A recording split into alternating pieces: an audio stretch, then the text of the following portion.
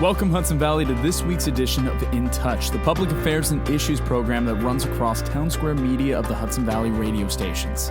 I'm your host, Connor Walsh. You can also find me on 92.7, 96.9 WRRV weekends for keeping company with Connor. You may have heard me guest host already a couple of times here on In Touch. In just the last few weeks, I've learned so much from Patty Quinn. She has a wealth of knowledge and has been so encouraging. In Touch is a weekly program, and we invite you or your organization to be a guest on the show. Please contact us if you have an issue or concern you'd like us to look into, or if you'd like to be a guest on In Touch. You can hit us up in a variety of ways. You can call us on the main office line at 845-471-1500. You can also call direct at 845-478-1022. You can even reach us through the radio station you're listening on by using the Text Studio feature on their mobile app or the contact information at their website. Please put in the subject that you're trying to reach out to In Touch. This week we are speaking with Jessie Chance, the director of the Hyde Park Library. Growing up, I'll admit, I was never one to step into a library. I was not much of a reader, and the concept of a library felt stale to me. The Hyde Park Library is an example that is not the case. Jessie and I talk about the importance and the role that the library holds in Hyde Park and the responsibility that it has in being a community anchor. We talk about the importance of free resources, uncensored education, and open conversations in the face of learning, development, and progress. Jessie and I discuss many of the incredible programs the library offers, such as their October Backyard Concert Series, their latest STEM program, band book events, and more. We invite you to join us and listen to a previously recorded conversation between Jessie Chance and myself here on In Touch. Hello, Hudson Valley. You are listening to another episode of In Touch, Townsquare Media's public affairs and issues program. We got a great episode for you today. This is one that, researching for it and getting into was really blowing my mind, so I'm excited for this. With us today, we have Jessie Chance, director of the Hyde Park Library. Jessie, how are you today? I'm doing well. Thank you for having me. Oh, very glad to have you here. And it's funny how one little thing can spark so much more, because we were in touch originally for the October Backyard Concert Series that you guys are doing, which we'll talk about in a second. But from that, it introduced me to so much more that you guys have got going on, and just everything that's planned. It just feels like a community powerhouse, and I am so in awe from you guys. And so since I mentioned it already, maybe we just might as well start there. You guys are doing something fantastic for October, your October Backyard Concert Series, where you're having a bunch of musicians come in. Can you tell us about that? Sure. So this is the second autumn backyard concert series that we're doing. We did the first one last year, and it was quite successful. And I also do a summer concert series. So this is actually the third concert series that I'll be doing since I got here. It seems like a great way to connect with the community and get people who from diverse walks of life to gather and to notice the library. They come back, I hope. It's something we do for free. I believe that libraries are more than books. Libraries are a place for community to happen. And this is a way to make that happen. Truly. And you guys got a variety of different musicians that are going to be coming through. I've seen on the calendar folk, rock, all over the place when it comes to genres. Where's everybody from? Is everybody Hyde Park, Hudson Valley residents? Well, ideally, they would all be from Hyde Park, but right. That's a little unrealistic. So I am sticking to all Hudson Valley. It's all Dutchess County and Ulster County musicians that I've been using so far, and it works out great. Our first one coming up is I'm really excited about, the African Drumming Workshop. I actually saw him do his workshop about a month before COVID happened at the Kingston Library. Wow. And he had those kids rocking. He was great. So I'm really excited about Amado. That's fantastic. It sounds like that one's going to be very interactive then. Yes. It's kid friendly. Diallo is a Hudson Valley percussionist from Senegal who he enthusiastically shares his culture with children and adults, teaching West African culture and traditional African rhythms. Amadou's classes are in djembe tradition and feature hand drums and large stick drums called dun-duns, and all ages are encouraged to attend this thrilling hands-on experience. That's incredible. And another interactive thing that you have going in conjunction with this, I believe, correct me if I'm wrong, but you're also having your second annual pumpkin carving competition in conjunction with one of these events? That will be the 5th Saturday in October. Very cool. Be our Halloween events, and one of those is our second annual pumpkin carving event. We had a modest amount of people enter last year, but we're hoping that we've been getting a lot more attention with our social media, and we're getting much better at getting the word out. So I think it'll be a bigger event this year. We're also having a local children's music oriented group called the Beckers, who will be playing at 1:00 that day to get the kids entertained, and then we'll go outside and we'll have judges who will announce the winners of the pumpkin carving contest.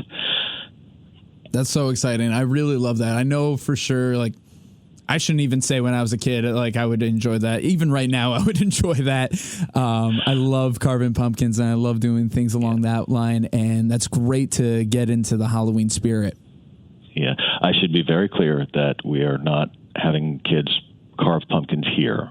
We provide pumpkins for people who need pumpkins, but it's carve it at home and bring it here. Understood. No, definitely good to clarify that. That's good to know. But regardless, that's the creativity that goes behind that is absolutely electric and could be very spooky with everything going on. Love that. Oh, yeah. That is fantastic. It's a wonderful genre. Oh, fantastic. Now, with everything that you guys got going on, and as we're talking still about music and arts and all that, the Hyde Park Library still does their open mics. Could you tell everybody about the open mics that you guys offer? Yeah, the first Sunday of every month, we have an open mic that kicks off at about 1:00, but the music doesn't really start till about 1:30. And anybody can sign up in advance on our website. We've got a sign-up sheet, or you can sign up the day of. And we always have a featured artist who does about 45 minutes to an hour after the people who sign up to do their open mic stuff. And it's a lot of fun. This coming Saturday, we are featuring Frank Critelli, who is from Hyde Park. Oh, that's so cool. No, it's Sunday, October 2nd. Very cool. No, I really, one thing, I don't think we've talked about this yet, but the Hyde Park Library open mics were one of the first things that I ever got to do running sound or, working something on a consistent basis. Back in high school, I used to volunteer, and I would run sound for the open mic, and I'd get to see everybody perform. And of course, I'd get to do a few songs myself. And it was really inspiring to get to do every month. And it really got me going when it came to sound. I went to school for music industry, and just having that kind of background going into all that meant a lot. So that's something that the Hyde Park Library has meant to me, and I wanted to let you know that. Connor, I love that story. Thank you for sharing that. Yeah, of course. That's the exact kind of story that libraries want to create. We want you walk through the door, you do your community service, and suddenly you're a librarian. It happens. No, you're often doing something. Honestly, with the work that I did with running sound and music back then, about 10 years ago, that was one step that led me here to the radio, so I'm extremely grateful for it, and I'm very blessed for all the memories that I have with the Hyde Park Library, and I'm sure I'm going to be making more with all the wonderful things that you guys got coming up. So thank you. I just want to say that. And thank you. And thank you for being our third guest on the Backyard Concert Series. Excited to hear you play. Oh, yes. No, I'm excited to be there. Yeah, no, when you reached out and said something, I was like, absolutely. Just to be able to go back there and kind of all these years later, to be able to offer a little something back. I thought that was great. And, just timing worked out, could get you on the show.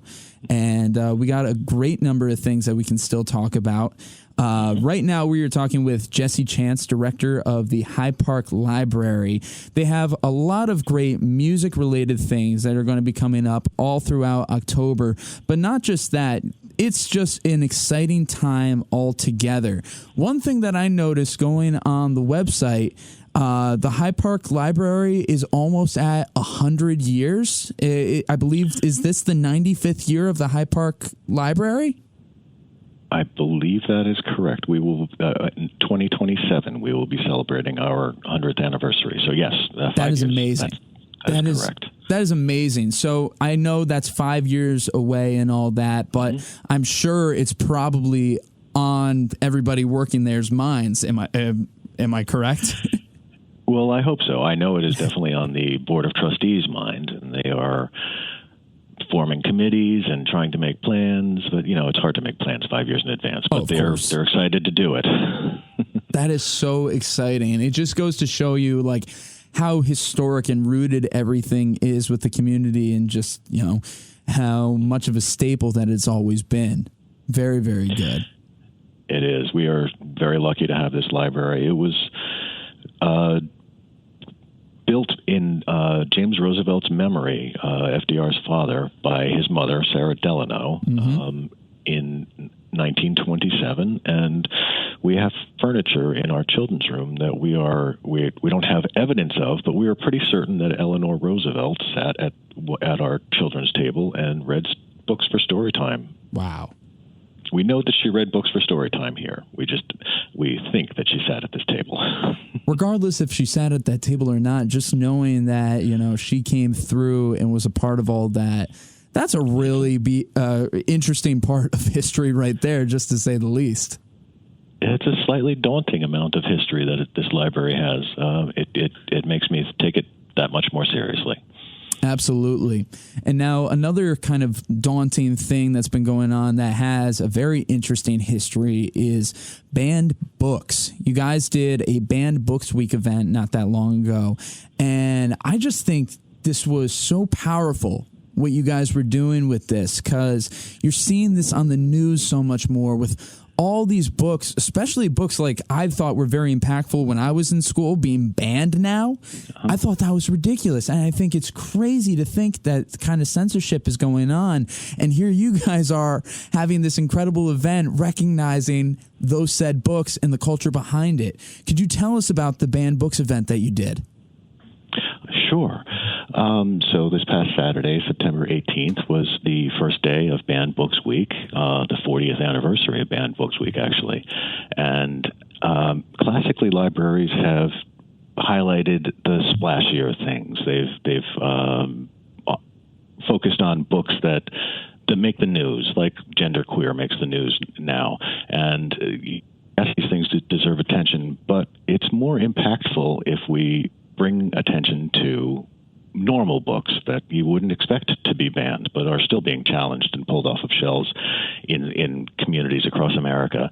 So what we decided to do was reach out to community members and board members and friends of the library and staff and gather everybody's impressions of books that you just wouldn't expect to be banned, like The Lord of the Rings or To Kill a Mockingbird. Mm-hmm. And everybody wrote up the impact that these things had on them, and we created the display on it. And then to reveal the display, we had created an event at which I read a recent article by Aaron Blakemore that was in the National Geographic magazine on September 6th, and that is the history of banning books in the United States and of Banned Books Week. And that was a Facebook Live event. We didn't gather a crowd. We just did it on Facebook, and we've reached so many more people than we ever would if we just had 20 people into the library to see it. It's quite amazing. Absolutely. No, the books that you just mentioned right there, To Kill a Mockingbird, Lord of the Rings, things along those lines, I grew up with those books, and I think a lot of people did.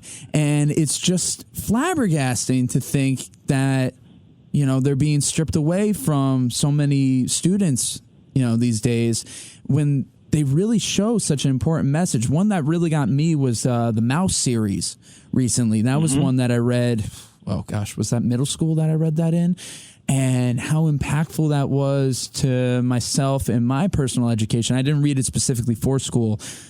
Friends of mine found it and suggested it to me. And me not being a big reader at the time, that was big for me to pick up a book like that. But, your opinion and your feeling, working at the library and also just an individual, why is it so important for these books to be seen and to be read and to be digested? Because anytime we remove the ability to read these books, we are closing a door. We are shutting off a light. We are making it impossible for somebody to be impacted by these things. And generally, it's for reasons that are nonsense. Art Spiegelman's Mouse was because some of the characters were drawn nude. That's ridiculous. Truly. But we have to continue to bring attention to it, because these things happen quietly in the background if we don't. And no, absolutely. And now one thing about the banned books, it's also brought a lot more attention to them at the same time. There are bookstores, there are libraries that have specific banned book sections and really highlight them. And if anything, it probably gives them a little more press at times. Do you think that happens as well? It is a fact that a lot of these books that are getting so much national attention would be collecting dust on our shelves otherwise. So, bravo. Yeah, you got to love how it kind of turns around like that and comes around. Now, may I ask you, out of number of the banned books that you've seen recently, which one of those books may be one of your favorites and why? Well, The Hate You Give is a fantastic book. Oh, yes. It is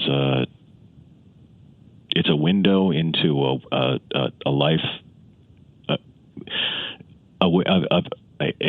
slice of life that is completely unfamiliar to most of us, and it frames this topic of police brutality in a way that it makes you think.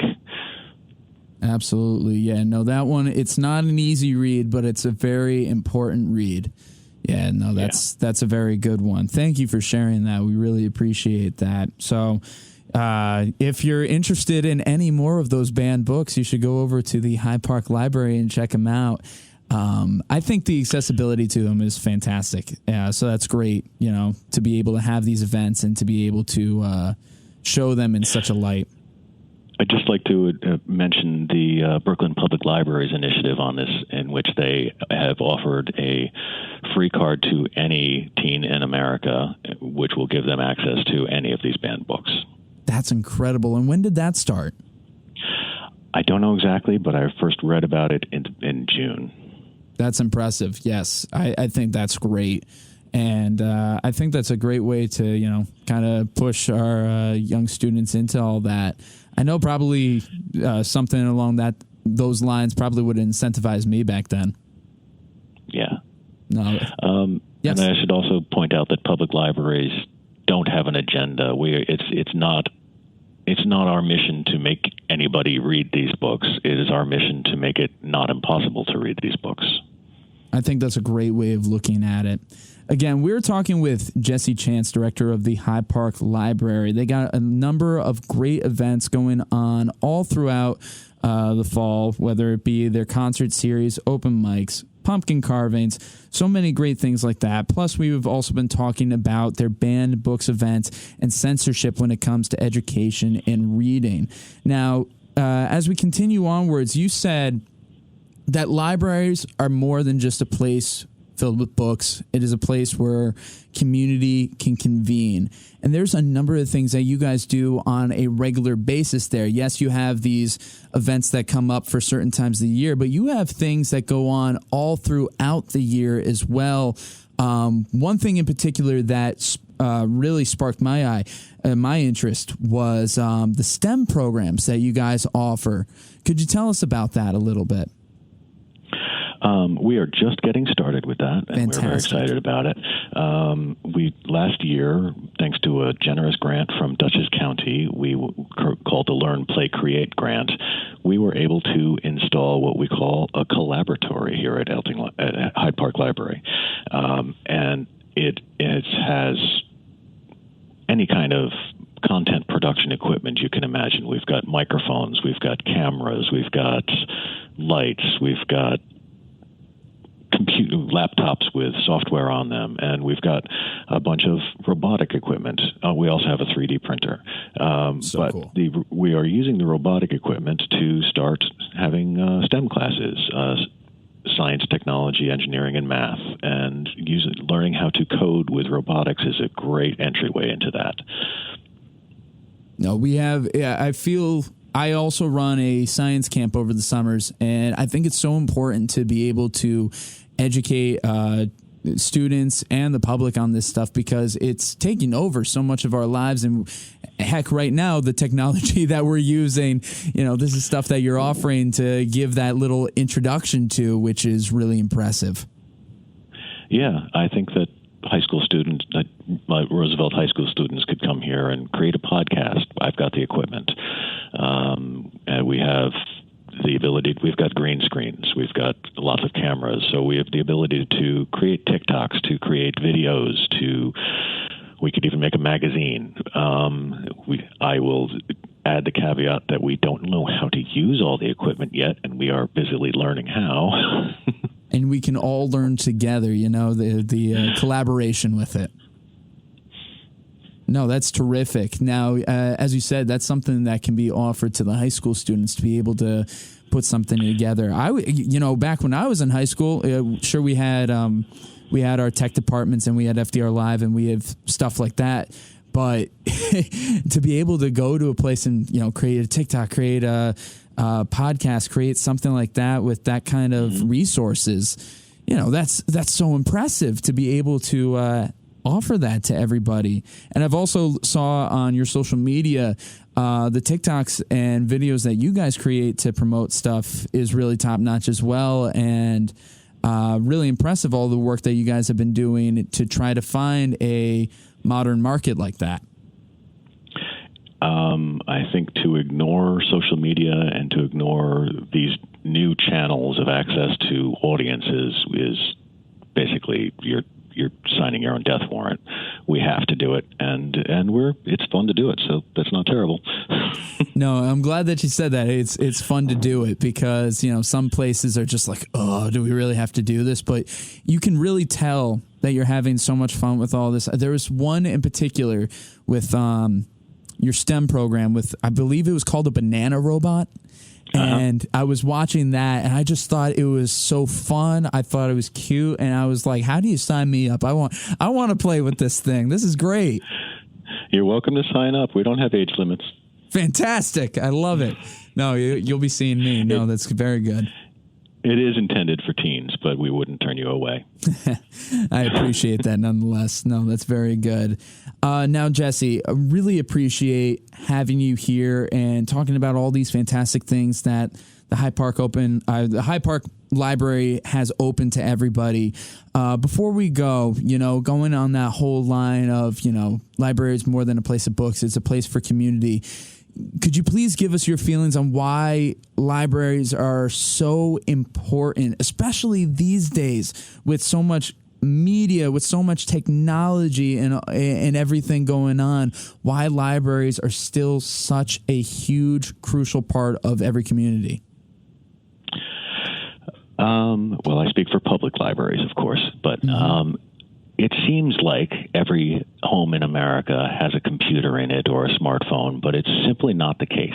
There are large portions of America's populations and demographics that don't have access to good broadband, don't have access to any of this equipment.